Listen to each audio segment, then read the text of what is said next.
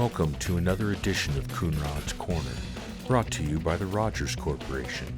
Today's topic, understanding the critical properties for circuits requiring tightly controlled phase response.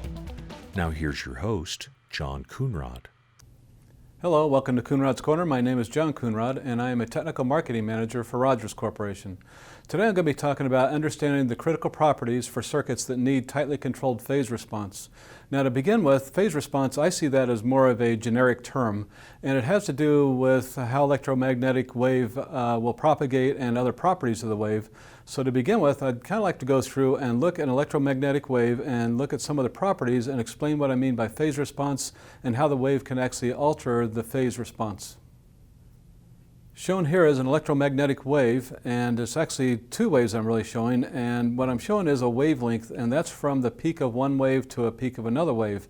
And I've picked the angle, the phase angle of 90 degrees arbitrarily, and that's on the back wave and also the front wave. So the wavelength itself, 1 lambda, is 360 degrees, but the peak of the wave is actually at the 90 degree point on both those waves. So wavelength is the physical length of the wave, and whenever there's a long wavelength, that is low frequency. Anything that's short wavelength is going to be higher frequency.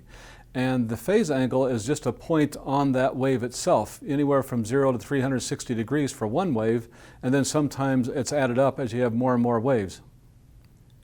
There are many different types of RF circuits where phase response can be critical, and some of these circuits will have multiple RF paths, and each path will have a different specification for the phase angle, and that's purposely done. In the case of some of the mmWave automotive radar sensors at 77 gigahertz, they have different RF paths going out to the antenna structures. These antenna structures are usually series-fed patch antennas, and one series-fed patch antenna, one RF path associated with that, will typically have a different phase angle requirement than a neighboring one. And again, that's done purposely to really shape the radiation pattern for what they're trying to do with the radar. Shown here is a cross-sectional view of a microstrip circuit where it's got a signal conductor on top, ground plane on the bottom, and this is actually a cross-sectional view across the length of the circuit. And here I'm showing a sine wave coming in from the left input, and we're assuming it starts off at 0 degrees and goes to the right output 360 degrees. So this particular circuit has one wavelength on it, which means it has a phase response of 360 degrees. Shown here is the same cross-sectional view of the previous circuit, and that is the top circuit, our reference circuit. And a little more specific, this circuit's using 5mm thick RL3003 laminate with a dielectric constant of 3. It's 1 inch long, and it is a frequency, or it's being operated at a frequency of 7.43 gigahertz. And it does have a phase angle response of 360 degrees, as I've already mentioned. That is the reference circuit. Now, if you look at that exact same circuit and the only thing you do is change the length of it, that's the second one down, and the second one is showing a length of 1.2 inches, and everything else being the same, it has a phase angle response of 432 degrees. So basically you have a full sine wave and then a portion of another sine wave after that. And that's just due to the physical length of the circuit. So length will alter the phase response. And then the third circuit down is the exact same circuit as our reference circuit on top, but the only difference here is dielectric constant. And here we have a dielectric constant of 4, and that is a higher dielectric constant than the reference circuit. And a higher dielectric constant means shorter wavelength. So now you have more waves on the circuit, and the phase angle will respond, and you will have an increased phase angle. So a change in dielectric constant will certainly change the phase angle. Higher dielectric constant, higher phase angle. And then finally, the last circuit at the bottom is the exact same circuit as the top, with the only difference being copper surface roughness. And specifically, the copper surface roughness at the substrate copper interface is what's been roughened, and I've drawn that rather exaggerated. But what that does is a rougher copper surface will slow the wave down, and the circuit will perceive that as a higher dielectric constant. And another way to think about it is you could think about it as a longer electrical path due to the rougher surface. So regardless of how you think about it, what you get is an increase in phase angle. So here I'm showing an output phase response of this circuit of 480 degrees. As previously stated, the phase angle and the consistency of the phase angle can be very important for a lot of circuits.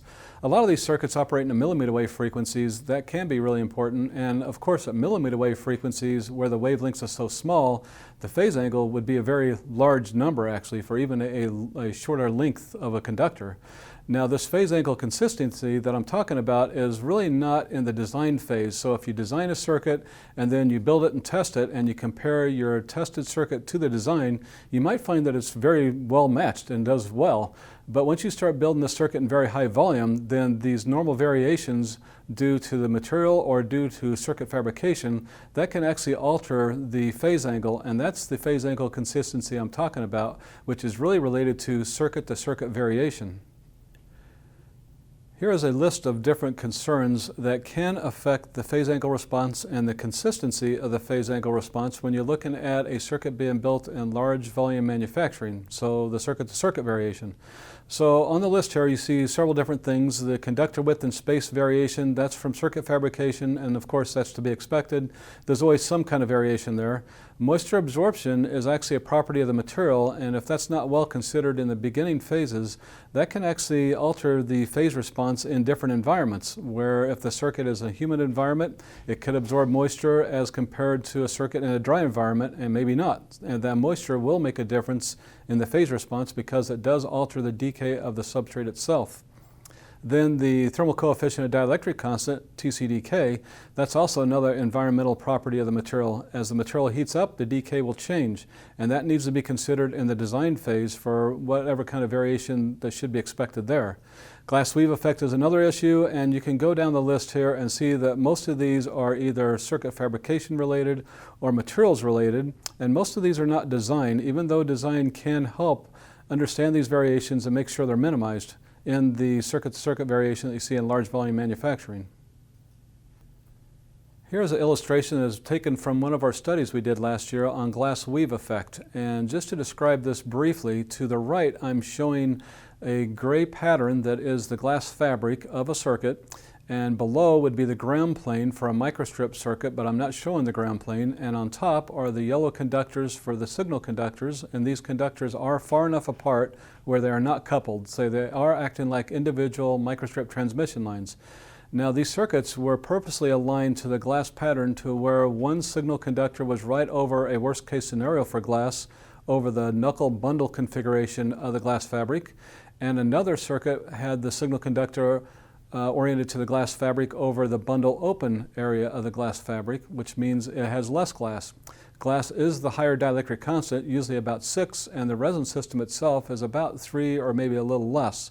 So the signal conductor with the knuckle bundle configuration will have a higher effective dielectric constant than the signal conductor with the bundle open configuration. Now these circuits are exact same design, same material, same everything. The only difference is how the conductor is aligned to the glass pattern. And we can see here the difference between the conductor with the knuckle bundle orientation compared to the circuit with the bundle open configuration has a difference of 100 degrees phase angle difference at 77 gigahertz, which is equivalent to about 0.090 in dielectric constant difference. And that's quite significant, especially at 77 gigahertz.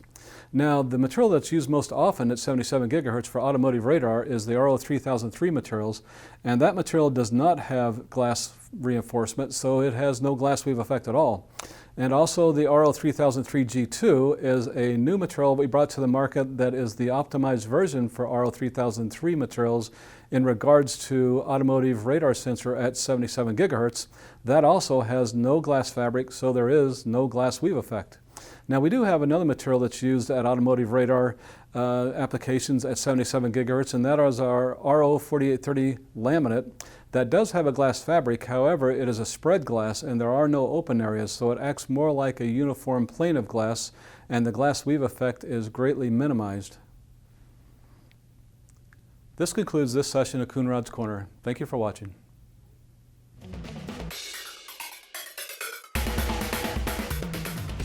For additional information and technical tools, if you're not already a member, join the Rogers Technical Support Hub and gain access to calculators, technical papers, and more Rogers Corporation informational videos. Rogers Technical Information is also available at your fingertips with the Rog mobile app, available for the iPhone, iPad, and Android devices. Check it out today.